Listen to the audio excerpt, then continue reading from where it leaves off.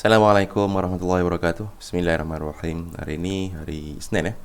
Kita akan melihat mendirikan ibadat darjah 3. Hari itu kita dah membaca sampai muka surat 27, iaitu sebab-sebab mandi wajib. Sebenarnya benda ni diulang, walau macam mana pun kita baca saja. Hari ini kita nak tengok mandi sunat, iaitu hukum mandi itu adalah sunat dan apabila dibuat mendapat pahala. Mandi sunat. Kemudian mandi harus. Kemudian kita tengok rukun mandi, cara mandi sekali ditunjukkan situ. Kemudian sunat-sunat ketika dalam melakukan mandi ni. Jadi kita lihat balik semula muka surat 27, kita sambung iaitu mandi sunat. Sunat ini yang pertama sekali kita kena fahamlah makna sunat tu. Sunat ini iaitu dilakukan mendapat pahala. Apabila ditinggalkan amatlah merugikan.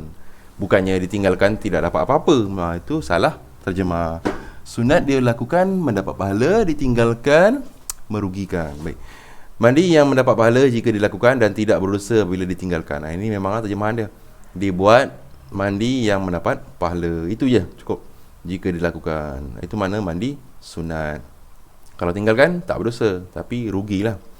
Antara mandi sunat ialah 1, 2, 3, 4, 5, 6 ya. Ada 11 lagi. 1. Mandi pada hari Jumaat kerana hendak menunaikan solat Jumaat. Ini hendaklah diniat ya. Aku mandi ni kerana hendak solat Jumaat.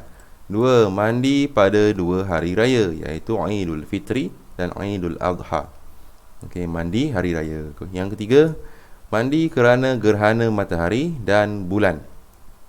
Nampak gerhana kita pun mandi. 4. Mandi kerana solat minta hujan. Sebelum melakukan solat minta hujan tu, kita 3 hari tak boleh potong kuku, rambut pun jangan potong, apa semua.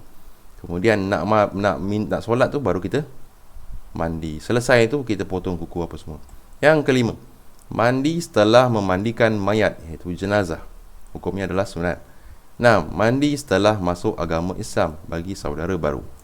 Info di sini, sesungguhnya Nabi Muhammad SAW mandi pada hari Jumaat, hari Arafah, hari Raya Fitrah dan hari Raya Haji. Kalau orang Malaysia ni tiap-tiap hari mandi. Pagi mandi, tengah hari mandi, petang mandi, kadang-kadang malam-malam pun mandi. Kenapa mandi dekat Malaysia ni? Sebab air banyak. Ya. Dekat Mekah sana air tak berapa banyak sangat. Sekarang dah ada air banyak dah sekarang. Jadi ini diutamakan waktu-waktu sebegini mandi. Kat sinilah lagi-lagi pun kita Malaysia ni ada air, lagi senang dapat pahala. Sambung muka surat 28. Ini mandi yang sunat. Kita lihat di sini yang ke-7. Tadi saya kata sambung sebelah. Mandi setelah sembuh dari pitam, pengsan dan gila.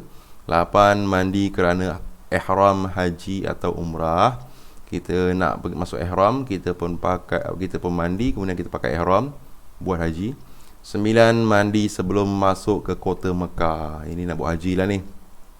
Kalau dia tanya, senaraikan 5 mandi yang sunat.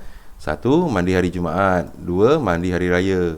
3. Mandi gerhana. 4. Mandi minta hujan. 5. Mandi memandikan mayat. Kita sambung, iaitu mandi harus. Pendek saja. Mandi harus ni sebab tak ada huraian. Memang itulah mandi harus sebab tak ada niat. Mandi ini boleh dilakukan pada bila-bila masa atas sebab-sebab telah berubah bau badan, berasa letih selepas bermain dan sebagainya.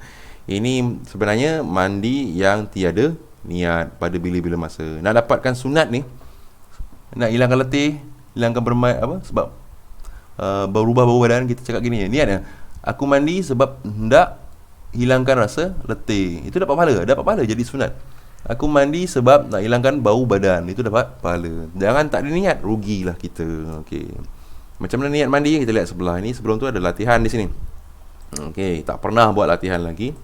Jadi saya minta pelajar-pelajar bukalah buku tulis. Buku tulis Ini 1, 2, 3, 4, 5 ni banyak ni. Jadi kita ambil sikit lah. Tolong jawab latihan muka surat yang ke-28. Cuba jawab nombor 1 dan 3. 1 dan 3. Sebab objektif kita ni, kita nak tengok ni yang nombor 3 ni. Contoh-contoh mandi sunat. Baik, kita tengok pada rukun mandi. Di bawah sekali rukun mandi wajib. Rukun-rukun mandi wajib. Rukun mandi wajib ada 3. Yang dua ni. Ketika mandi ini sebelum, ini sebenarnya syarat sah mandi wajib. Niat sepatutnya ni sebelum dulu. Menghilangkan najis apa semua kat badan, apa semua, cebok dahulu apa semua. Okey, lepas tu niat, baru niat saja aku mandi 2 rakaat. 2 rakaat ke? Saja aku mandi, saja aku mengangkat ada besar kerana Allah Taala. Kemudian kita gosoklah badan, menyampaikan serta meratakan air ke seluruh badan. Kita sampaikan air ke seluruh badan. Ada berapa rukun mandi? 3. Di sini susunan ni terbalik sebenarnya. Yang pertama sebenarnya menghilangkan najis. Ini sebenarnya wajib. Baik, sambung sebelah. Huraian tentang rukun-rukun mandi wajib. Huraian rukun-rukun mandi wajib. Yang pertama, niat. Bagi orang yang berjunub, niatnya ialah mengangkat janabah atau hadas besar. Lepas niat seperti berikut. Ini orang junub, sebenarnya niatnya sama saja, tapi ini dicerai-ceraikan lagi detail. Kalau kita baca satu saja pun boleh. Nawaitul ghuslal mafrudha lillahi ta'ala. Saya sengaja aku mandi yang fardu kerana Allah Ta'ala. Ini boleh pakai. Mandi wajib yang info sebelum tu kita baca. Mandi wajib yang tidak disertakan niat adalah tidak sah, tidak terangkat ada besar. Ini kalau mandi tak berniat, tidak sah lah. Niat adalah lintasan dalam hati, bukan dibaca. Lintasan aku mandi wajib, itu je. Lafaz niat dibaca di mulut dengan lafaz tertentu. Ini lafaz ni lah, kita nak ajar hati kita. Macam mana niatnya? Aku nak mandi wajib. Kemudian sebut dalam hati, aku nak mandi wajib. Ataupun niatnya iaitu nawaitu raf'al hadasil akbari lillahi ta'ala. Ini dengan bawah ni pun boleh saja. Sengaja aku mengangkat hadas besar kerana Allah Ta'ala. Hendaklah diniatkan mandi wajib ketika air mula sampai kepada badan. Gosok kat mana-mana badan sambil menyiramkan air, sambil tu kita niat dalam hati. 2. Menghilangkan najis pada badan sebelum mandi. Ni kan sebelum mandi ni sebenarnya. Jadi sebelum niat. Sebabnya tidak sah nanti kalau ada najis. Sebelum cebok turun mandi wajib, hukumnya tak sah. Jika ada najis, iaitu najis aini, yang boleh nampak pada badan seperti darah, nanah, tahi dan lain-lainnya, ia hendaklah dibuang dan dibersihkan terlebih dahulu. Buang najis itu dahulu, baru dibasuh sehingga hilang bau, rasa dan warna. Barulah kita niat mandi wajib. Ini patutnya nombor 1. Jadi ini sudah sebenarnya tersilap ni. Baik, tak apalah. Terus sambung yang ketiga, menyampaikan serta meratakan air ke seluruh badan. Semua bahagian anggota badan hendaklah disampaikan air, termasuk telinga, pangkal rambut, kulit kepala, bulu-bulu, pelipatan badan, celah-celah jari dan celah-celah kemaluan. Maknanya gosoklah satu badan. Gosok dahulu, sabun cukup, shampoo cukup. Dia bagi contoh gambar di sini, kepala dan rambut. Rambut ni kadang-kadang tak kena air. Bulu pada kaki ni tak berbulu, tak ada berbulu kan. Okey, ini gambar budak-budak. Okey, celah-celah jari gosok. Okey, masukkan air di sini, gosok pakai tangan. Lengan di sini, di ketiak, di semua mandi. Okey. Apakah ini info saja. Hikmah mandi. 1. Membolehkan seseorang itu melakukan amal ibadah. Menyegarkan. 2. Menyegarkan tubuh badan. 3. Membersihkan badan dari kotoran. 4. Membuang bau-bau yang kurang selesa. Ini seejaan dia, mengelirukan. Untuk berhubung dengan orang lain, membuang bau.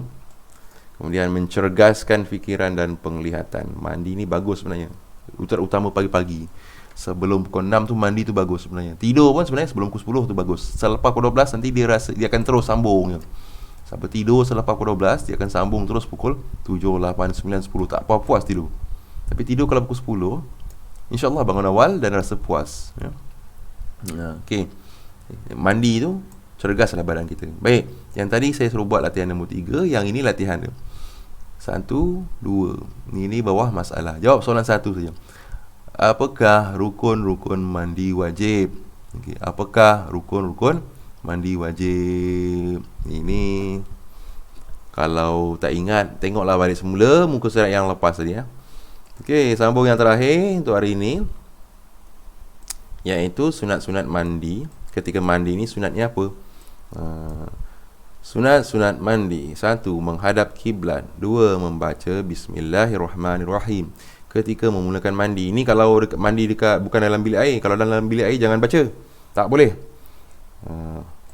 3. Membasuh 2 tapak tangan. Membasuh tangan. 4. Membasuh kemaluan. 5. Mengambil wuduk terlebih dahulu. 6. Jirus air ke atas kepala 3 kali disertakan dengan niat pada jirusan yang pertama. Okey, ini sebenarnya ada kekeliruan ni. Sebenarnya Nabi mulakan sebelah kanan bukan kepala dulu. Itu di bahagian sini. Terperanjat kepala kalau pagi.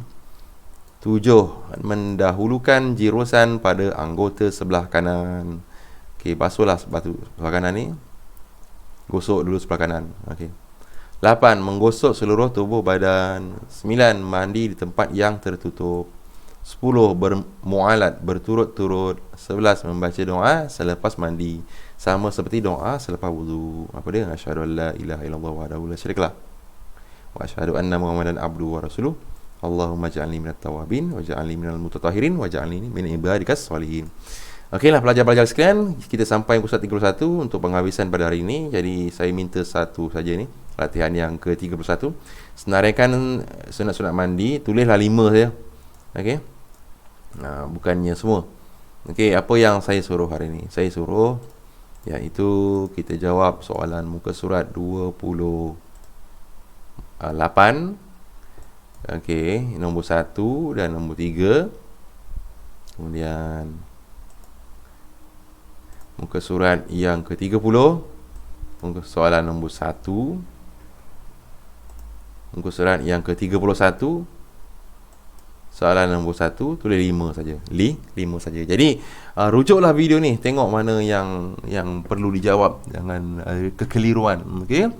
Setakat itu saja dahulu. Assalamualaikum warahmatullahi wabarakatuh.